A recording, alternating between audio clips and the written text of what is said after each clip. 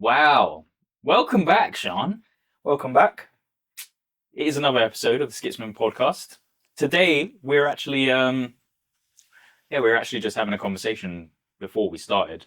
We're just going to be really going off the top of our heads on these future episodes. I think it's better to have just more of a natural conversation. As opposed to structure. I think Yeah. we've done a few structured ones and it worked, but I think we kind of just play it by ear. Yeah. I mean, we tend to have quite a few conversations with people that we know, especially, the guy behind the camera, Benny. He's very kind of business oriented and, he knows what he wants, knows what he's doing. Yeah. So we tend to kind of have a good few conversations with him about business, balance, kind of risk, all of that stuff. Yeah. And that will be kind of what we go into today, Mm-hmm. branching off as well, and just kind of, trying Having to a keep it few- around that general topic. Yeah. We'll have a few tangents here and there, but welcome. Subscribe if you haven't already to the channel, drop a like, and we'll get straight into it. So the whole concept of life can be grueling, and there's moments in life where you want to enjoy yourself, but it's just about having that balance. It's just about having that, that moment to take the edge off, or the moment to focus and put that focus in. But life's all about balance, isn't it? Yeah. It's all about having balance in many different aspects. You can have time for yourself, have time with your friends, have time in the house, time outside the house. But I think most importantly, a lot of people need to balance in this current economy their work life and their life, enjoying yourself, taking time for yourself. I know a lot of people at my workplace, they tend to go home and drink their sorrows away at night. Now that may be fun every so often, but if you do it every night. But I mean, to be fair though, fun. with the job that you work, bro, Yeah. I could see why. Yeah. I mean, I don't know too much, but I know enough that is like what you're dealing with compared to probably what they're dealing with. Yeah. It's a massive change, a massive shift. Mm. So I can imagine, I'm surprised they're not doing. Yeah, I'm pretty sure everyone should do by this point. Yeah. Don't do it. Don't do it. Don't go that far. But it's for me, it's really hard to try and find that balance. I find myself when I come home from work, all I want to do is be in my own space. Don't want to communicate with anybody. I just want to do what I want to do. Obviously, I'll chat to the boys online on Discord, but outside of that, yeah, man. But I think that also comes down to vices as well, which is a completely different conversation. It does come into balance. It does come into balance because it's a part of, your kind of daily structure. So I know loads of people that, especially within the trade community, the tradesmen, labor, labor and that sort of stuff. Yeah. After work, you're going to want to have a drink to kind of wind down. It's been a hard day, understandable. Yeah. But again, for some people, that's a vice to escape. The same way we play games to escape, right? Mm-hmm. Or you play guitar to escape. Mm-hmm. I play games to escape and whatever else I do. Mainly games, to be fair. Yeah. Or editing, essentially. Mm-hmm. Just something that gives me purpose. That's kind of my balance, I guess. Yeah. And my vice. Nice. I don't really have much else. Mm-hmm. I don't really find joy in much else. Mm-hmm. Like I've said before, I can sit there and play games for 12 hours. Yeah. Because I enjoy it. Yeah. Yeah. Whereas the thought of me coming home or being at home after work and having a drink, it doesn't work. Yeah. It just doesn't suit well. Yeah, it doesn't fit with my balance. Yeah. My balance is I can work hard, I can do what I need to do, but still find time to be on Discord with the boys and play games. Yeah. That's easy for me. I can always find time for that because it's my escape. Yeah. That's how I get away from reality. Mm-hmm. Again, it's not the same for everybody, of course. Everybody, people travel, people, kind of go for walks, that sort of stuff. Everybody's entitled to their own kind of balance within their own life. There's no right or wrong. It's true. There is no right and wrong. I think a lot of people think that, I've earned this or I've earned that, to give them an excuse to do too much of something, like any of the vices that we've spoken about previously, wise, and your phones. Spend too much time on your phone, you do all that stuff. A lot of people give themselves excuses so that they can justify as to why they're doing that. But it all comes in to giving yourself perspective on what is most valuable for you. So when people have a family, they understand balance because they've got that something that they're working for. They've got that foundation that they're always going to bounce back to. So they've got to surround their life around balancing the family and balancing that. And I think just learning to do that for yourself is a good place to begin. Mm-hmm. And if you're starting any businesses in life, you've got to really have the balance, of wanting to do something, having the drive to do something, and also not taking it so far where you burn yourself out. I think that's a common thing, like especially in today's society, working so hard that you burn out.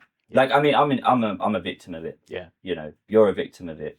Benny is a victim of it. Probably one of the biggest. Yeah. like, Whether he sees it or not. Exactly. Like, I've known him for so long now that I know how he works, and I've always respected how he works because he gets shit done. Yeah. And I can respect it. Yeah. But obviously, like he said earlier, that's his version of balance, and he's happy with that. He's thriving.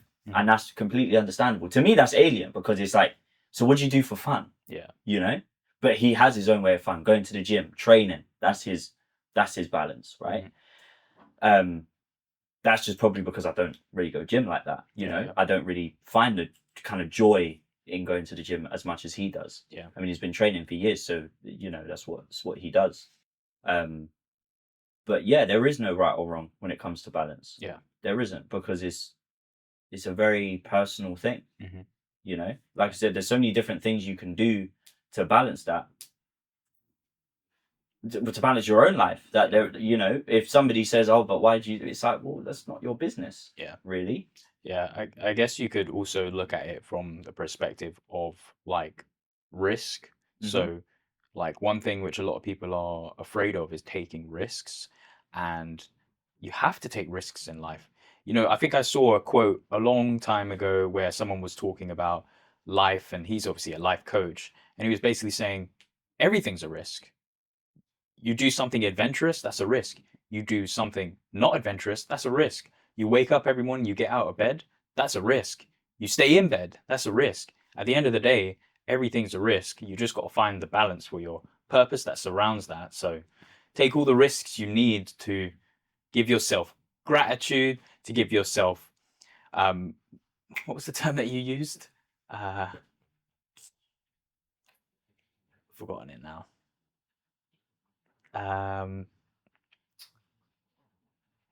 When you do purpose. Yeah. To give yourself purpose. Yeah. Like, surround it all around purpose. I think I need to take more risks in my life, man. I don't want to be where I am right now. Yeah. And it's well, we just had that conversation literally 5 minutes ago. We had that conversation, which is why we're kind of talking about this. Yeah. Because I think it's very, very important for people to kind of ascertain the difference between, having balance in your life, but also taking risks that will benefit you. Yeah. But at the same time, risks aren't always beneficial. They don't always work. Yeah. Hence why it's called a risk. Yeah. Right? Yeah. And people like me, I need to take more risks. Right now I'm living in a safe zone. And that's fine, because that is probably the safest zone I've been in a long time. Yeah. Where it's like, I'm good. Yeah. I'm fine, and I will start to take more risks later on down the line. I just want to stay where I'm at for now. Yeah. Because I'm good. Until I'm better, then I can start taking more risks. Yeah. Because I'm more kind of mentally capable of doing that. And I think it really does tie into mental, because people choose not to take risks because they're scared, which is fine. I think that is okay. Yeah. But you're not testing yourself. True. You're not putting yourself in compromising positions, to, potentially lose money, or, a part of who you are, or a part of what you want to do. Yeah. I think we all need to take that risk. Any type of risk, whether it's financial, whether it's emotional, mental, whatever kind of risk it is, you need to put yourself in these positions so that you can learn and grow from it. Yeah. Who cares if you fuck up business wise? Start another one. I was just literally about to say, like, that is the most important thing. It's not about, like, you take a risk, you spend some money, but it's not about spending the money. That's not the riskful thing. If you don't get something out of it, yeah, I guess that's the risk, but the experience is what you get anyway. You know, they say the whole journey is actually the best part of the process. Once you 100%. reach your destination, you, what is there after that? You know, the Well, whole process we've said before, is the best thing. focus on the journey, not the destination. Yeah. Because the journey is the most kind of It's the knowledgeable. it's the most enjoyable. knowledgeable and enjoyable. Yeah. And I think the most kind of rewarding is probably the best word. 100%. Because you learn so much about yourself, who you are, what you want to do. Mhm. Like, we wouldn't be here doing this because I mean, this is a risk for us, essentially. 100%. Yeah. Because it's like, we're obviously paying money. We're obviously, investing into it. Mhm. We're obviously trying to keep it afloat, try and keep it going and take it somewhere good, right? We're kind of trying to take it to a certain place. Also, it's a lot of time that we invest into this. A lot of time. So that time could be spent elsewhere. Yeah. Right? Yeah. Like even today, I really wasn't on filming. Yeah. Coming in and getting this done. But it needs to be done, and I want it to be done. I don't want to have that mindset where it's like, I'm not feeling it today. Yeah. I'm not going to do it. Yeah, exactly. Let's just leave it for another time. Exactly, because I know once I'm here, I'm good. Yeah. And I think it's just stuff like that where it's just like, take the risk and just send it. Like, what the most you're going to lose is what you put in, right? Like, if you start a business, you can create a business. If it doesn't work, you're going to lose that initial investment. Yeah. Cool. Money comes and money goes. Yeah. That's how most people should really live their lives. Yeah. I think so many people get caught up on money and having that as a part of the balance that it's like, it's not that deep. Yeah. It's a way to control you. Yeah. A lot of people do reduce their personality, their characteristics, the things that they want to do, the things that they enjoy because of their money. And, it goes to the whole, you don't need a lot to get a lot done. You just need an idea and you can get it done. You can find a way. There's a lot of ways to do it. I think there's a story, there is a story about a photographer, and they wanted to travel the world and just take photos of everything. And they didn't have any money. So what they would do is they would contact the airlines and say, I have a proposition for you. I want to help you advertise for more holidays. What are your highest paid flights for holiday destinations? And they would say, oh, Egypt, the wonders of the world, Fiji, Bali, these types of places. And they were like, okay, so do you have a lot of advertisements for that? And they were like, yeah, we have loads. And they would say, okay, but what about the places that people don't travel to, which you think would be a good place to advertise? And they gave a list, and they were like, I will offer you a free service. Free service. All you have to do is pay for my travels to this location, and if you like my work, you can buy it. Bro, this person went traveling all around the world. And once they did it for one airline, the next airline hollered them, the next airline hollered them, and they didn't pay a single dime to fulfill their dream. There's always a workaround. There's always a way. It's a chain of demand. But if they didn't take that risk initially, it's about putting yourself in that position. Yeah. Putting yourself in that vulnerable position. Again, pause. Where it's like, you're like, oh, this could work. Maybe I should try it. But you're overthinking the possibilities of failing as opposed to the possibilities of succeeding. Yeah. Because in that story, it's like he attempted and he succeeded and continued to succeed. Yeah. Right? Now, there are some people, and I'm probably one of the people where it's like, I would think about that and be like, yeah, but what if it doesn't work? What am I going to gain from it? Yeah. What am I going to learn? Yeah. And it's like, if he didn't succeed, he would learn from his failures and go back again with a different strategy and think of a different way to approach it, which would potentially work. Yeah. But it worked out for him because obviously that's a very niche market to attend to. But I think, like you said, that risk is super, super important because it can be a make or break situation. Yeah. You can take that risk of investing £30,000 into your business, into your time and energy, into this business you created, for that turnover to be £10 million. Yeah, true. It happens. It does.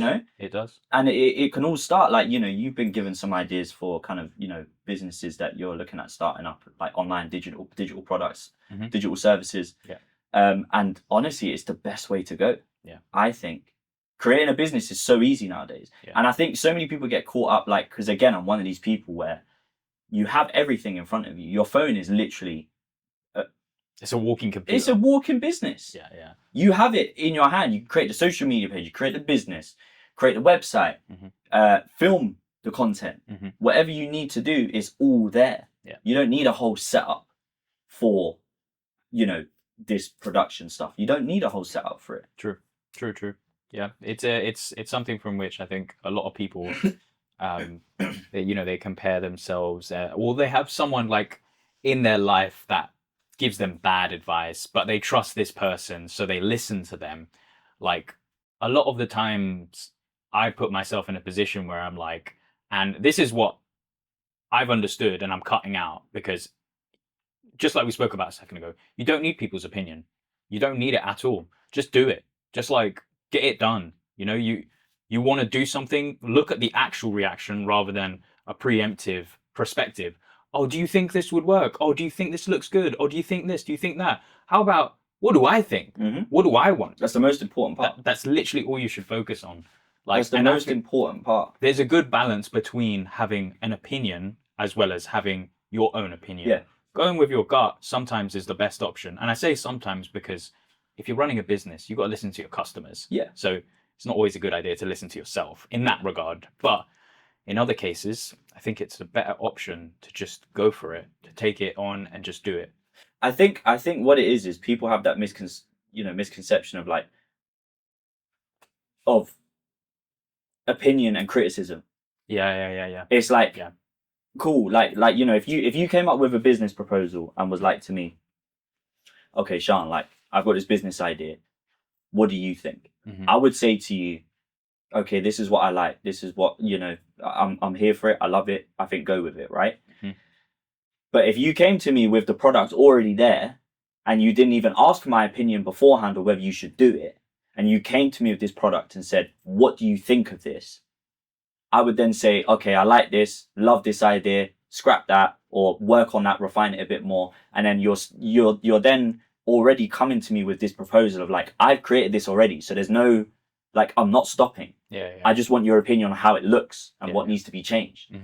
So give me that constructive criticism so I can work on that and actually adjust it to meet business needs. Yeah. So I think there's a massive difference between somebody's opinion and having somebody's criticism based around your kind of idea, whether it's a business related idea or creative piece or something or other, Yeah, it's true. I think a lot of people say they get lucky, they get, they have an opportunity and it's just the luck of the draw. Really and truly, it's not. You work towards that luck, and if you get the opportunity, it's not that you're lucky, it's just that you were ready for it. So you're right. If I bring a proposal to you which is already refined, you can give me a solid opinion of it because there is no influence there. It's just you're looking at something that's already ready. Exactly. There's no like, but you should think about finances and what it's going to take to start it. Like that's a different that's me basically saying to you, don't do it. Yeah, exactly. Because it's like, what's the point of investing that time and money into it for it to potentially not work? Fuck that. I think take the risk. Yeah. As we've said, take the risk. And if it doesn't work, it doesn't work. You cut your losses and you move on. Yeah. It's literally not the end of the world because you've created one business already. So if that doesn't work, create another one. Yeah. Find a new niche market and just keep building and growing. And there will be one that hits. Whether it's your first, second, third, however many businesses you create, there's always a demand for products. Whether it's digital products or services, there's always a demand, especially with today's society and how technology works. Yeah, people are always looking for something. Always. The services thing I think is really important. Super important. A lot of people definitely spend more money on a service than they do on a product. They only spend on a product if they know it's good, one, if they've got like face-to-face reviews or mouth-to-mouth reviews with a friend, for example. Yeah. And services, everybody pays for services now. That's what I mean. It is something from which, like, it's a no-brainer. If you have an idea with a service, go for it. Like, if it's an online service, if it's a subscription service, any of the sort, that's a perfect place to start. There's recurring money. Yeah, exactly. You can do a monthly subscription, like your Netflix, Amazon Prime, stuff like that, etc.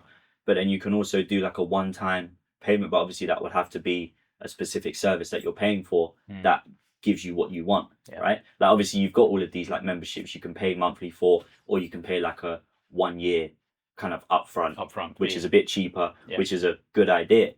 But yeah, I think it's like just send it, really. Like, you know, because there's so many different things that you see online that you can buy, right? Like you said, you wanted to kind of restart your clothing brand, but when you actually deep it, it's like cool. But if you're going to do that, you have to be unique. Which, don't get me wrong, it is. But so many, it's like Benny said, there's so many people making clothing brands. That it's like, it's now become more of a luxury. Where people want to buy clothes. Right. Especially like specific brands. Like you can go to Primark, you can go to Next, H&M, whatever, and get your kind of generic style. But buying clothes is more of a luxury now, which is why I think a service is a lot better. Because you're paying for something that will actually allow you to grow, whereas instead of having something material, you know. True. Even then, I think there are a lot of businesses that are doing that. Clothing businesses that do like, oh yeah, sign up to our subscription. We'll send you a box every month with random stuff, random sweatshirts. There's loads of retro stuff. There's loads of them. Yeah. They do like the mystery boxes. You spend like exactly. 30 quid and you get like maybe 2 t-shirts and like a sweater of like vintage style clothing, which I think is cool. It's a cool concept. And it works. A lot of people like it because it's affordable as well. And you're getting some pretty sweet shit. Yeah, some really cool stuff. I think the whole world is definitely changing now. Like with everything that's becoming more expensive, it is hard to take risks and it's hard to balance everything together. And you know, if you want something, you got to really have a plan. You got to really give a lot of effort to it. And like, what I'm basically going to say is, it comes down to the work ethic. But also, like, if you work very hard, you will get a return. But then, what are you just going to do? You're going to continue working really, really hard until you're flat out burnt out? I understand myself and how I work, and I'd love, if I have purpose and I have a goal, and I will work towards it until I see a return. But I lose myself in the process. Do you know what I mean? That's me personally, and I think we were discussing about everybody's different. Their forms of balance is different. Everybody has like a certain capacity that they can work towards before they break down, and others are smaller than others. You know, of course. So that balance is kind of where it's at. You gotta look at it, weigh it in. Obviously, we're not advisors for businesses or anything like that. Yeah. Don't get it twisted. I'm not. Like one day, maybe. Once I start my own business, then cool. But right now, it's just from like our kind of views and like our perspective. Obviously, you know, who I work for an entrepreneur. Like, you know, it's you kind of learn from watching his videos, things around business, and obviously other people I've been around within the kind of business world. You learn and just are able to kind of pick things up here and there. Yeah, pick things up, take things on, and use them in your own world. So, you know, maybe one day I will own a business and actually start one up. I mean, that is the plan, obviously, to be self-sufficient, essentially. But yeah, we're not advisors, business advisors, nothing like that. We just obviously have our own views on it. And I think it's just good to kind of cover stuff like that, you know? What would be a good point of reference for people to start from? Like, we were having the conversation earlier where we start and we say, oh, what are you good at? What is your talent? What's your skill set? What's your skill set? You know? I think that's probably the best place to start. Yeah. Breaking yourself down. Exactly. Yeah. But you also need to know yourself. Yeah. You need to know yourself enough to know, like, okay, this is what I can provide. This is what I'm good at, and this is what I can build on top of. Yeah. Right? So some people get lucky, they start off and it's exactly what they wanted to do, it's exactly in line with their skill set, and some people do the complete opposite to what their actual skill set is. Of course, because they want to learn something completely new and create a product service around that, which is great. But if you want to kind of not go down that longer road of having to research a lot more and learn something completely new, just pick apart your skill sets and find something that, you know, look for like relatable videos that people have already done, and just see how they kind of put it across, and see if they're doing like a product or a service, differentiate between what they're doing, and essentially just kind of take that format basically, and just make it your own. But obviously it's easier said than done, of course. You know, it is a massive process. I think it is always going to be a huge leap for people to jump into it. Just give yourself room for development and give yourself room for failure. Like, remember, anything you learn in life is only to level up. You're just leveling up from when you were level 1 to now level 28 in my case. That's a solo leveling right there. Yeah, literally. It is just that, man. Like, every day's a learning curve. Yeah, you're gonna fail. Like, there's nothing wrong with that. You can't stop that. Yeah. That's the crazy thing. Like, so I think that's what's not wrong. It's probably the bad choice of word. I think that's what's scared most people, essentially, is that fear of failure. Nowadays, especially. Yeah. Because there's so many people starting businesses, starting brands, providing services, etc. So there's a lot to kind of work with. And everybody looks good online. Exactly. You know what I mean? But people have to remember, it's all online. It's all an image. It's even not even online. In real life, guys. The car that you want, that you see driving down the road, do you think that guy owns that car? He doesn't own that car. In the rare occasion, he may have bought it outright, but the majority of us can't afford to pay out for a car straight up. So we all finance these vehicles. We all finance these luxuries that we want in life. And I caught myself in that moment. I want a new car. I want a new car bad. And I keep seeing this car online and I'm like, yeah, I want this car right now. What car is it? An R34. Jesus. Yeah. Fairs. I want an R34 so bad. I just want it so bad. It is just such a nice car. And then I see other people with nice cars which I could settle for. But obviously I want the R34. Of course. But luxuries. Yeah, but I put myself in a position where I'm like, oh, I want a car now, I want this, I want that. And I beat myself up in the process. Bro, the people that have a Porsche, people that have a Benz, people that have the latest model of BM, it's like, they don't actually own it, man. They're still working to get payments every month for that car. In the normal world. Yeah. In terms of like top 1%, obviously not. Yeah. But in the normal world of like normal people, you know, everyday person, working class, essentially. Yeah.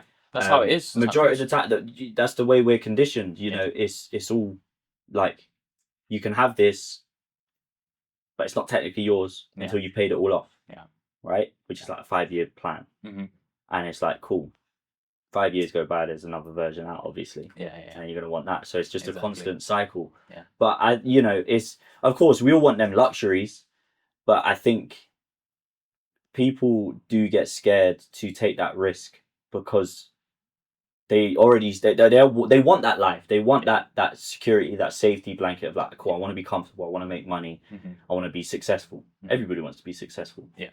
Of course, who doesn't? Yeah. Right? Yeah. Because you want that stability. But so many people get caught up on social media. Yeah. That they're like, oh, this person's got this. Oh, how do they do it? And then they see the process that they've gone through. And then it's like, it gets super overwhelming. And it's like, sometimes you just have to take the leap. Yeah. Most of these successful businessmen took that leap and took that risk, and it paid off. Yeah. Because if you don't, then what? How? Like, what are you going to gain from it? Yeah, exactly. Like I've said, even if you fail, like, the experience of it is the most beautiful part. You learn from it, then you can repackage it, resell it, and it will be 10 times better. Exactly, and that can be your origin story. Yeah. Because you can say, you know, if you created a business and it failed, you can, in the next business you create, if it does do well, that's your origin story. You can create a whole series. Exactly. You can create a whole series of videos and stories based around like, okay, I created this business, it didn't work out because of X, Y, Z and ABC and, you know, whatever. It didn't work out. But here I am. This one finally paid off. Yeah. And that's how most successful businessmen actually do put their story across. Yeah. Genuinely. Yeah. I've seen it so many times. Yeah. Well, outside of business, I think balance comes across in a lot of variants in our life, like relationships and stuff like that. You know, sometimes you find yourself where you're in a relationship where one person may absorb so much of your time that you can't develop yourself. Yeah. And it was similar to the last episode that we were speaking about that girl. You remember that girl? Yeah. She focused so much of her energy on her friend, she forgot about herself, or it seemed like she forgot about herself. I can't remember exactly what the story was now, but it seemed like she forgot about herself. And just remember, guys, look after yourself. Number one.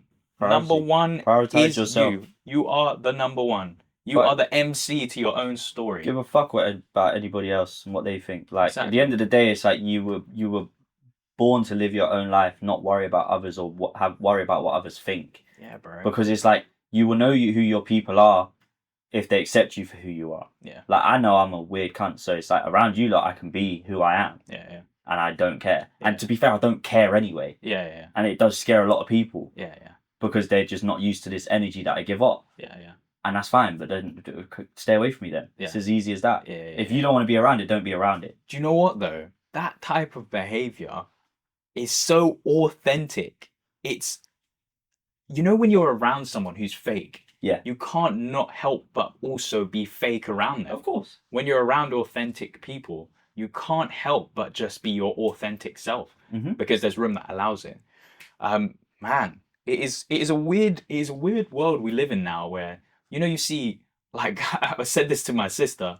I was literally like to her, why'd you put mascara on? Why'd you put these fake nails on? Bear in mind, she's like 16, 17. And she's like, oh, you know, I don't like the way my eyelashes look. I don't like this. I don't like that. And all of her friends tell her the opposite. They're like, oh, you know, your eyelashes are so long. You've got like boys' eyelashes. She's got these nice long natural lashes. But she just finds herself putting on these fake personas and stuff like that just to feel like she can be accepted. But then you have these 8-year-old girls, 8-year-olds who are like watching YouTube videos on how to do makeup tutorials. By the time they hit 12, they can do a full face of makeup. Yeah. Basically, what I'm trying to say is this world is a bit conditioning us to believe that we should look or be perceived in a different way. Of course. It's bollocks, mate. It's bollocks. Just be your authentic self. But, I mean, yeah, of course. And I completely agree with that. But it's easier said than done. Yeah. Because there's so much more influence than just two guys sat here talking about it. Yeah. That will influence them, you know. Sorry. There's much more influence online, especially. Yeah. For people to be like, do you know what? I don't want to look like the way I look. Like, I was watching one thing there. I watched the documentary a little while ago. Yeah, you've been loving your documentaries recently. Right, I'm telling you, there's so many good ones out. And there was this one on it was on like TikTok, right? It was to do like kidfluencing, right? Oh god. This one was crazy. So it's obviously based around like these like loads of like kids who are influencers, like, you know, they do all the dancing videos and all that tomfoolery on camera. And essentially it goes, so this one woman got sued. So there's one mum who manages her daughter, got sued by other parents. Oh really? Yeah. Because it's basically like, she's like the manager of like this whole community and like... What, like children... like influencers. Yeah. But like so one woman manages her kid, right? Okay. So she has full control over everything, right? Oh, what brand deals she's gonna take, how much she gets from them, negotiates with these brands on what they're gonna get, etc. And obviously there are other kid influencers within that realm that end up teaming up with her, with the child. With the child, yeah. Obviously the parents come along to kind of manage it and make sure everything's okay.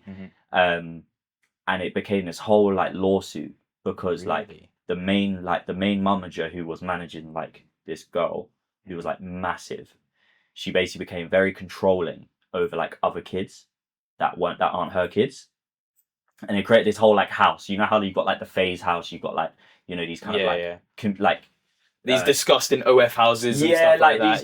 These content houses. Social, content creation houses. Essentially, she created that.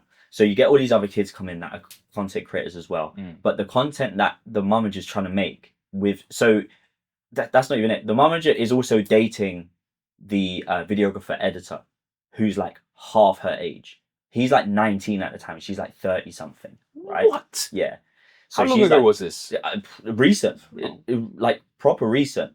Like couple years, if that. Last year. I think Wow. the lawsuit started. Wow. And yeah, so the mum's basically sleeping with this like 19-year-old who's like the videographer. But as time goes on, the videos get weirder and weirder because obviously they're all growing up. They're kids. They're obviously going through puberty, all that sort of stuff, right? So they're growing up. But the main manager is basically trying to get them to like make out on camera, and basically like do some like crazy weird shit to like gain views for their videos. And the videos just get more and more outlandish. But it's one of them things where Disgusting. it's like, bearing in mind like they're kids, so they need to go to school. Yeah. None of them go to school. They do it all online. So they'll do school online, and then they'll be filming from like 3 o'clock until like 2 a.m. What? Yeah. Like consistent, no breaks. Like if you lived in this house, it's constant creation. Bro, that's again, this is just America though. Yeah. And obviously how I think they're like, it's like a modern plantation. their laws on like kind of, you know, children vulnerability kind of laws, I guess, I'm not too sure of the proper terminology behind it. Yeah. It's very, very different.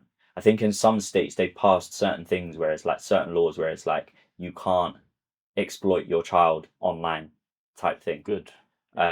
But it's this whole lawsuit that's going on. But off on a tangent. Yeah.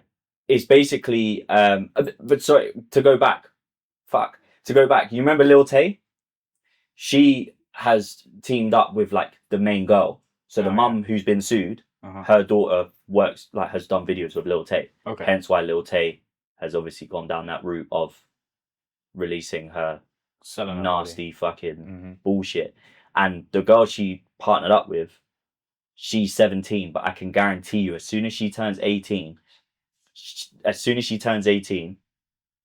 her mum's gonna be like OnlyFans. And as she started her OnlyFans.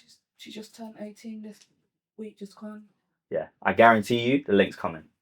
I can guarantee it. Because her mum, not even that, her mum was also mailing her underwear when she was like 14, maybe younger. What's going on, mailing man? her underwear, her daughter's underwear, her underage daughter's underwear to grown-ass men across the country. What's going on, man?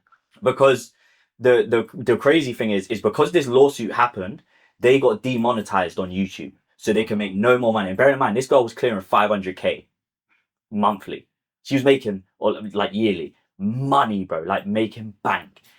And they got demonetized because of this lawsuit. YouTube were like, we're out. We're not funding this anymore. We're not funding this because you have a lawsuit against you. And every time somebody has a lawsuit against them that's big, YouTube pulls out. I think YouTube or TikTok, one of the two. I think it might have been TikTok mainly. But they weren't making any more money. So they moved on to something else called something Army. I can't remember what it was called. Something. Yeah. God. Do you remember the name of it?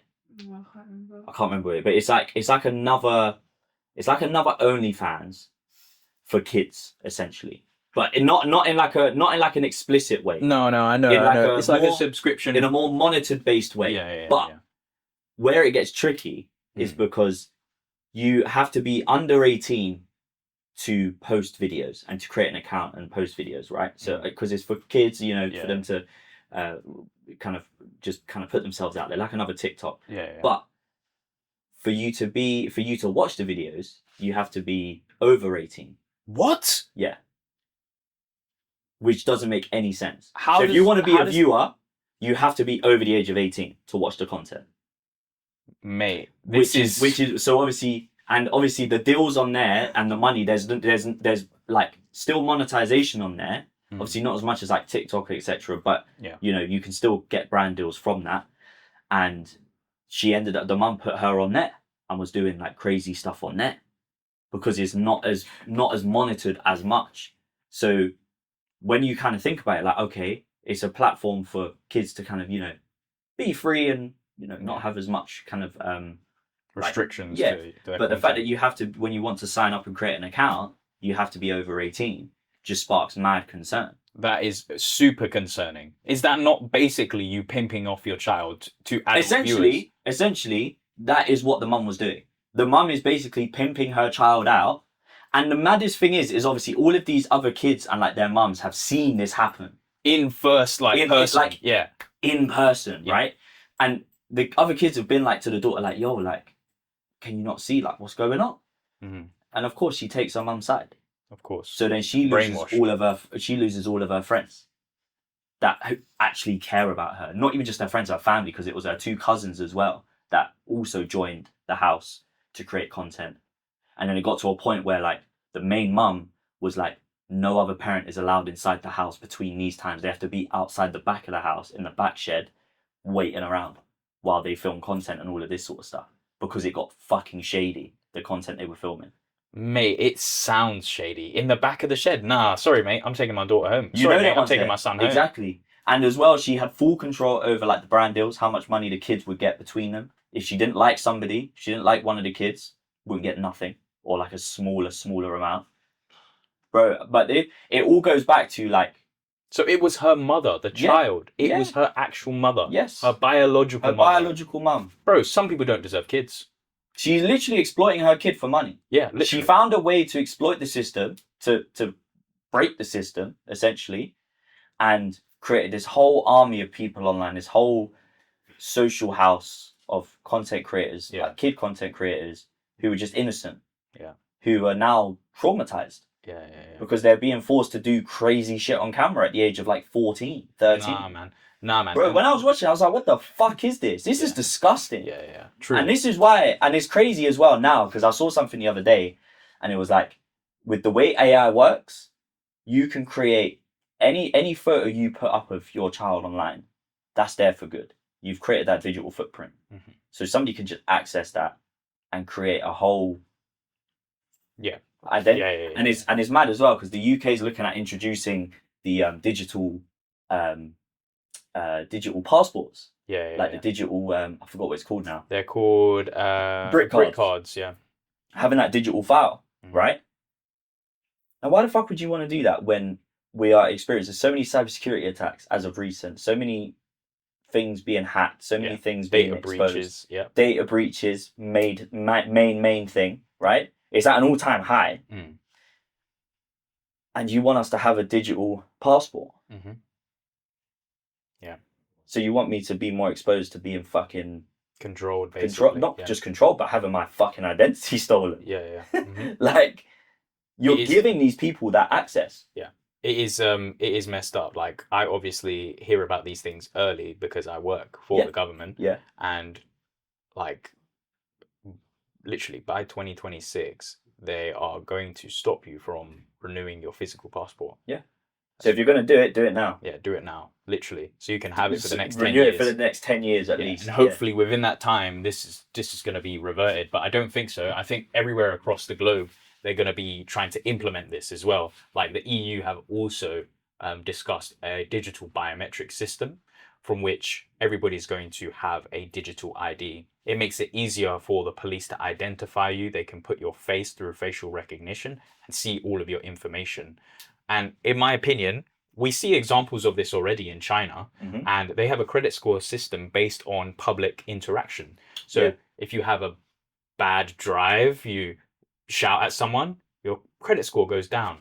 Not because you haven't paid off your bills or anything like that, but because your behavior decides your credit score. It makes no sense, bro. Yeah. And it's a way that they can also link your bank accounts to your name, everything. They can have a digital footprint across the world. So millionaires who have an account in the Switzerland, they have an account in Ecuador, they have an account, bank account everywhere. They'll be able to link it all together. It is going to get crazy. Now, I don't want to sound like a conspiracy nut because it's not a conspiracy. They're telling us all about this stuff straight in front of us. You know what I mean? They're not sugarcoating it. Yeah, they're telling us. There's no conspiracy about it. Yeah. It is very much a form of control which is going to ruin us. But back to that kid story that you mentioned. Sorry. The point I was making was going back to your sister and kind of the way she kind of perceives herself, right? Is because you've got a lot of these young girls and boys who are growing up in that society where it's like it's okay to experiment with like how you look and stuff like this, right? But at the same time, it's like you're also taking that kind of I don't know how to explain it. Like you're taking that. I don't know what the best way to explain it would be. Like What are you trying to say? Like, you're basically taking that child away from being a child. Yeah. You know? Yeah. Because at 8 to 12 years old, they don't need to be experimenting with makeup. Yeah, exactly. They don't need to. Yeah. You know what? It's so funny you say this, right? I have two sisters, and they are two complete different sides true. of a book, Yeah, right? yeah. One, on the other hand, is very makeup this, makeup that. Yeah. A girly girl, but she's not really a girly girl. She's actually a tomboy. But the other one, she's on the complete opposite side. Like influence-wise, one is very influenced by the internet. One is not influenced at all. Yeah. And you know how we grew up dressing like an idiot, acting like an idiot, figuring out who we are within our teenage years. That's literally what my other sister's doing. And when I see that, I'm like, it just reminds me of the old days of how the kids used to grow up. And I'm kind of like, yeah, you know, that's kind of nice. And maybe there are some kids, the percentage of them now is pretty small, but maybe there are some kids who aren't born to be sheep. Yeah. They're actually born to do their own thing. Yeah. And I really hope, I really hope a lot of kids end up in that regard rather than following whatever the internet tells them. But that mum, did she get sent to prison? Lawsuit, I think, is still ongoing. Still ongoing? Right. Yeah, it's still ongoing. Oh, really? Yeah. So who's suing her? Other parents? Other parents, yeah. Yeah, the other parents have decided to sue her for, I can't remember, what was it for? I think it was a few things. A lot, yeah. I think it was like child exploitation. I don't know. There was a lot of talk that like some of the kids were like told to do things. Told to do certain things behind closed doors. Yo. Like, I'm telling you, like, watch the documentary. It's on Netflix. It's literally, it's called like Kidfluence, so you can find it. It's fucking, it's so good because it really does open your eyes to like children exploitation laws and like, you know, not allowing them to be on camera at such a young age. Yeah. Like, because I mean, like, you know, my sister used to see these girls doing their videos, and it was harmless videos at the beginning, dancing videos, you know, all of this, and then they started doing like, you know, like little kind of like reality shows where like they'd have like the girls and the boys like living in one house, and then like the boys, they would start. Why? Bear in mind, these are like 13, 14-year-old boys and girls, and then like what audience are they catering to? The boys and the girls start dating, and then like the guy on the camera is like, oh yeah, like, you know, kiss, like, you know, I want to get a video of like you guys kissing and like hugging, and it's just mentally draining for these kids as well to be on camera like 24/7 essentially. Why? Why? Do you know, like, people just have no shame. People see money. People see their kids as a cash cow. People see their kids as a way to make money, and I think it's so fucked up. It's mainly in America, though. Yeah. Huh? It is more than fucked up. Oh, more than fucked up. Yeah. It's mainly in America, I must say. Don't get me wrong, we probably do have it over here, 100%. Yeah. But mainly America, because the laws are so much more relaxed, I think. Yeah. Because now that we've obviously got these new laws implemented with the safeguard of the children. Yeah, that sort of stuff. I mean, to be fair, 100%. Like, obviously, we've spoken about it before. With, you know, safeguarding children and allowing them restricted access to the internet, which we've done as a country, but we've done it wrong. Yeah, 100%.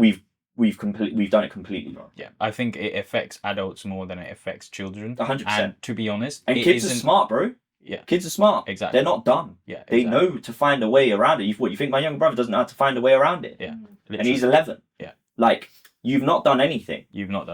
And then all of a sudden, VPN access goes up.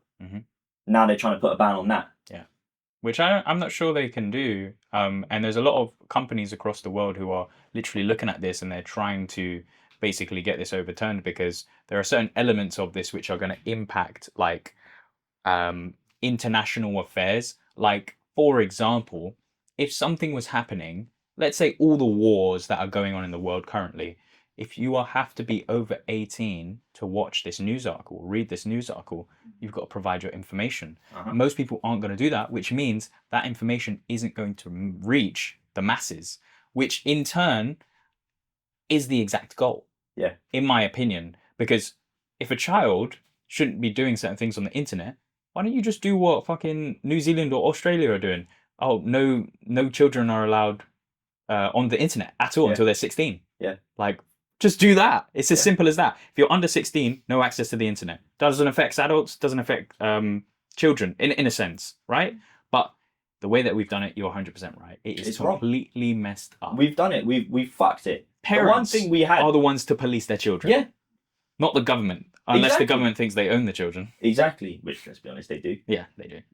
It's genuinely like when they came out of it, I was like, what the fuck? Like, we obviously spoke about it. Yeah. And what we had was a different idea of how it would be sorted. Yeah. And they've just completely fumbled it. Yeah. The UK government has completely fucked it. There's a lot of things that the UK government is fumbling at the moment. And, you know, we're not political speakers. Yeah, I don't really get involved with that. Yeah. So, I mean, we're not really trying to give information on that. No, exactly. I'm not saying, vote Tory, vote Reform, none of that. I don't, we you give a shit. Vote who you vote for, innit? Do you know what I mean? Like, that's your business. Mm-hmm. But I just think that people need to be made aware that, like, but at least our opinions anyway. Yeah. I don't give a fuck what anybody else really says in terms of, like, what we think. Mm-hmm. It's like, if you don't like it, then don't watch the video. It's as easy as that. Yeah. But I think, though, with these types of social media stuff, it's pretty messed up for kids to be treated in that way, given all of the experiences that they can go through in life and how heightened all of their emotions are. When you're a teenager, everything makes you angry. Everything makes you sad. Everything makes you happy. That. Exactly. Yeah. That's it. Like, there's so many different trigger points as a teenager. Yeah, man. And to be on camera capturing that 24/7, it's not good. Like, your first kiss as a child shouldn't be made on camera. Exactly. This is something that is truly personal to like millions of people as well. Intimate. Like millions, like they got mad amounts of views, bro. That's so messed up. Are you actually insane? What type of audience are you catering to? It's actually sickening. And that's sickening. That's bro. What it was. That was another thing. Majority of the audience was older men. Bro. It's crazy. It's so what the hell? It's so crazy because there was one instance, right? The main girl who was like making the most of the money, right? Who everybody wanted to work with. She was getting all this crazy ass shit, all these fucking designer clothes, designer bags, all this crazy ass shit, right? Mm-hmm. From one viewer, right? From one viewer, right? And her mum was like, yeah, cool, it's great, thank you. When you do the video, do an unboxing, just say, oh yeah, thank you, whatever his comment name is or whatever. Yeah. And then one of the girls was like, bro, like, how are you getting all this stuff? And she's like, oh, like one of my followers like gifts me it, like just send me it. Like, I think it's just like another girl who's like sending stuff because like they'd come across as like a girl, the viewer, the person who's sending all this stuff. So then he tried to reach out to one of the other girls, being like, oh yeah, blah blah blah, whatever. And then the mum was looking at it, like reading it, because they obviously like manage the accounts. Mm-hmm. The mum was another mum was looking at it, she was like, what? No. And then like done some like research, turned out to be like a 40-year-old man. And the mum knew this. The main mum knew this. The mamager. The mamager knew this. That's so crazy. She knew this. She's genuine. She's pimping out her daughter for money. For social gain. Oh man, that makes me sick, dude. And it's crazy because she's in denial that she's not doing anything wrong. Obviously, if you're in that, she's delulu, mate. She's bloody delulu. The main thing is that she is delusional. She should not have a child, man. No, like she should be put in a loony bin. And do you know what the excuse is? Do you know what the excuse is? I'm a single mum, deadbeat dad. It's like, that's not an excuse. I had to do everything by myself. I struggled. So why couldn't you set up your own business? Technically, she ain't doing nothing by herself. No, she's doing everything on the back of her child. Exactly. Madness. Delulu madness. She's crazy. You've now affected this child's life. Forever. Yeah. Forever. Right? For your own gain. Yeah. And you think that you're not doing anything wrong. I'm pretty sure because of this experience, that child may, have a child of her own and think, how much money can I make out of this child? And that's the sad reality of it. You see me, when I have kids, they are not going on the internet. I'm not putting them on the internet. Yeah, they're going to have a Motorola Razr and they're going to call me on that. Same with my older brother. He doesn't. Even when he had his son, he was like, just don't put anything on. I was like, cool. I respect it. Yeah, I good, will respect it. good. Do you know what I mean? That's the best way, man. Like these kids. What was that show? Cocomelon. Yeah. Cocomelon. They did a scientific experiment with babies and Cocomelon, and the amount of endorphins that these kids get from it, they become addicted to it straight away, Yeah. and their behaviors become dictated by the show. Yeah. And the way that the show is actually edited, it puts the kids in a trance. Yeah. It makes them addicted to this. Yeah. And it gives them like impulses. Yeah. It's crazy. You're The psychology force behind it is feeding your mad. children a drug. Yeah. That's all it is. Yeah. Give them a drug early. A phone is a drug, man. I Of think course. Robbie Williams was talking about that with his kids. Yeah. He was like, nah. Yeah. Yeah. I'm What not was it? giving my kids that drug. It's a drug. No, he was like, even I stay away from it. Yeah. And then I saw somebody comment, and it was like, it's funny that it's ironic that he's saying this, but the way for us to see this is to watch it on a phone, Interesting. which was an interesting point. Well, Because, true. but even still, But this Even is for still, adults. exactly. Who can make their own decisions. Exactly. And Even decide still. to pick up the phone or not. Exactly. And I genuinely think that's how I'm going to be, because it's like, with the way that I was affected, and with the way that, like, I've seen people affected, like my young brother and stuff like this, and how, like, the other day, like, he got his dinner, and, like, we got a new TV, right? So I think, what was it? I think the TV box was in the way. So the new TV was, like, in the way. So we had the old TV still up. Yeah. And obviously it's a bigger TV, the new one. So where it's still in the box, it covers a lot of the TV. Yeah. And he got his dinner, and then he went inside, and he's just like, oh, like, I can't see the TV. And then my mum and stepdad are like, well, just eat your food without the TV. You don't need it on. And he's just like, no, I need something on. And it's just like, bro, like, eat your food without the TV on. Yeah. And like, even with like my mum's phone, he will always, like, he has his own phone, right? Yeah. Which I think is a bad thing, but that's not my business. Yeah. But every time my mum comes home from work, as soon as she comes home, first thing, can I have your phone? And she's like, I've just got in. And then he'll be sat on her phone for God knows how long, Hours, yeah. just watching videos while having the TV on. Yeah. And do you know what? I don't even think it's a habit. I think it's genuinely it's a mind thing. Yeah. Because I used to be the same. I couldn't sleep. I could sleep, but I slept better having the TV on in the background. Yeah. Right? I used to fall asleep to the TV on. When I lived in uni, I would have the TV on with just like Friends or one of them random shows playing, right? Like Skins or something. Yeah. And then when I started not doing that, it was difficult to adjust, right? Yeah. Because it just made you feel a bit more comfortable. Yeah. A bit more kind of like... It's your conditioning. Yeah, exactly. Yeah. And even now, like, if he doesn't sleep with the fan on, he loses it. What? He loses it. With the fan on? Yeah. If he doesn't have his fan on, he loses it. I can't sleep with a fan on. He has to have a fan on, even if it's winter. It's like white noise for him. Yeah. That's like his way of like calming down. Oh. And obviously he needs something like that because obviously he's got ADHD. Yeah. So he's got ADHD, so he struggles with certain things. Do you know what? That's actually really funny, because like I've started to look at myself, and I've got some issues which I'm starting to figure out myself, and I need loud noises to fall asleep.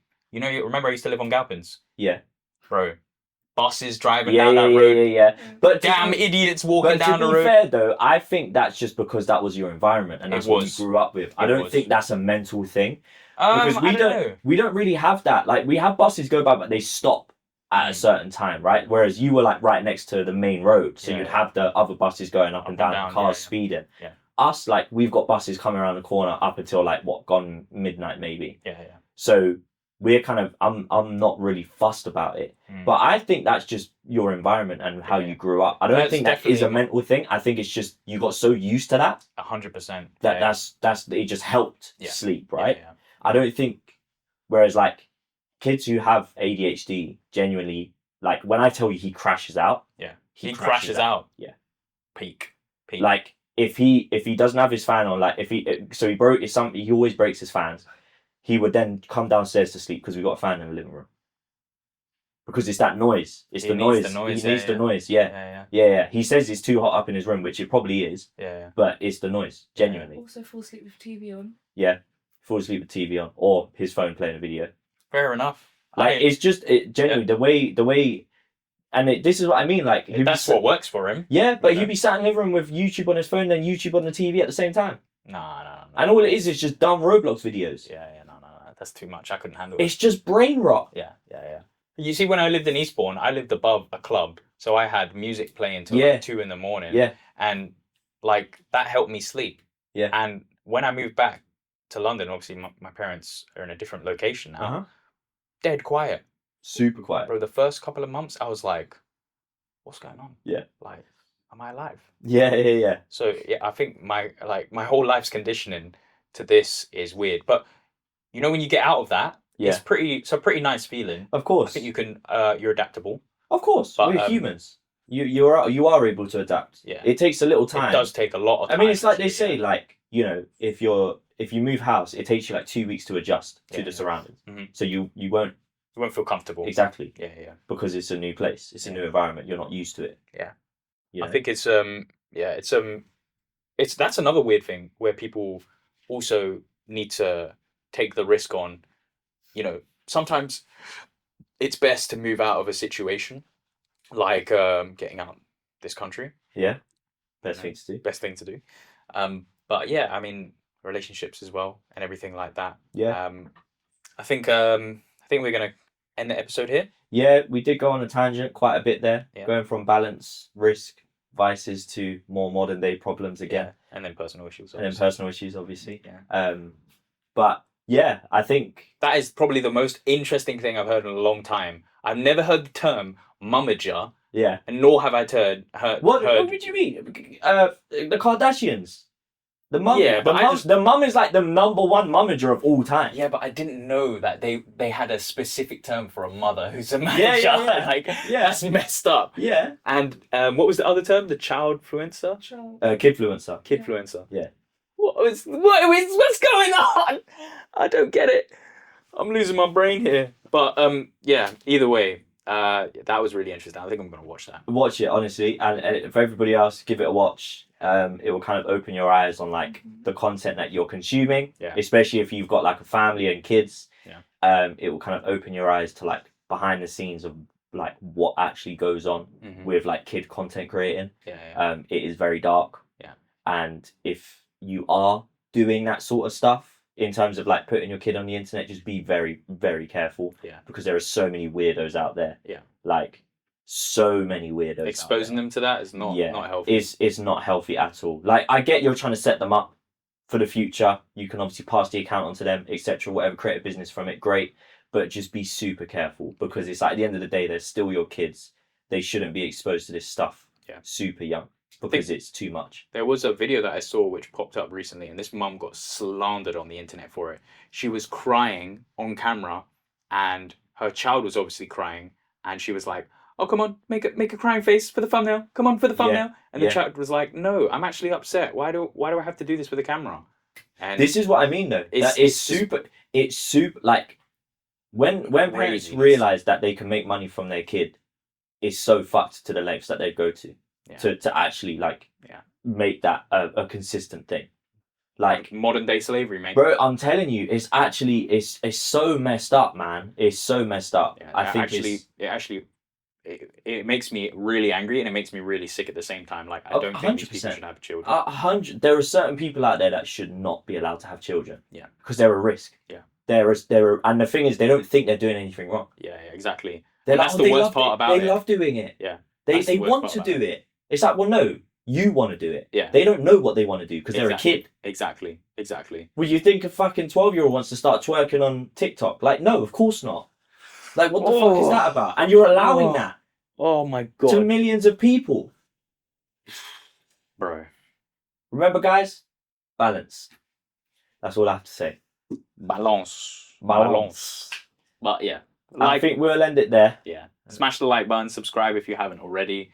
And also, if you know a good documentary that everybody else could watch, Yeah. especially myself. I know you're on the hunt for Yeah, documentaries. You're in love with them right now. Any documentaries you lot have, let us know. Slap them in the comments. Yeah, but even if it's like true crime, Mm-hmm. anything, whatever. I love a good true crime doc.